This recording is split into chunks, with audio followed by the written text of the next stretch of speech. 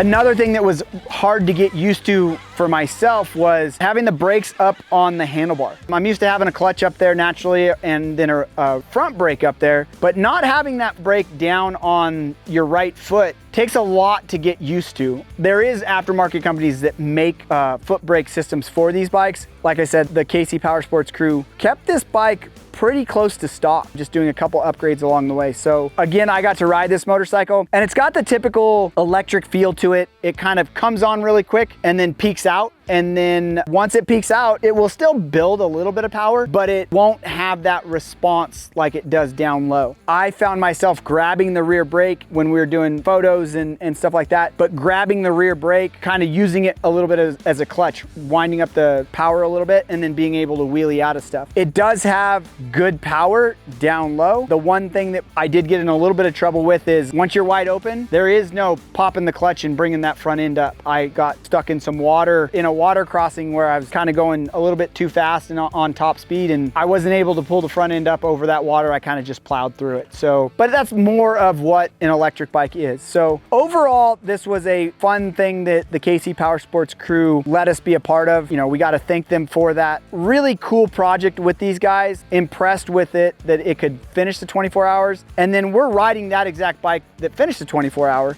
There isn't a lot of wear and tear on the vehicle. The engine, basically they just put a brand new battery in it for us and sent us out there. So it's definitely a fun build. There is another build coming with these guys and Sur-Ron, the Ultra Bee that we had in the magazine as well. They're gonna do the 24 hour, it looks like, on that thing as well. So it's gonna be kind of interesting to check that bike out afterwards and go from there. So if you got a little bit more time on your hands and you want to check out maybe another electric bike like the Stark Varg or one of the other bikes we've done, hit that video thumbnail now. And don't forget to hit that subscribe button. Stay up to date with all of our latest releases, gas powered bikes, electric powered bikes, everything in between, 2 strokes, 4 strokes. So stay up to date on that. Head over to dirtbikemagazine.com for the latest off-road and motorcycle industry news.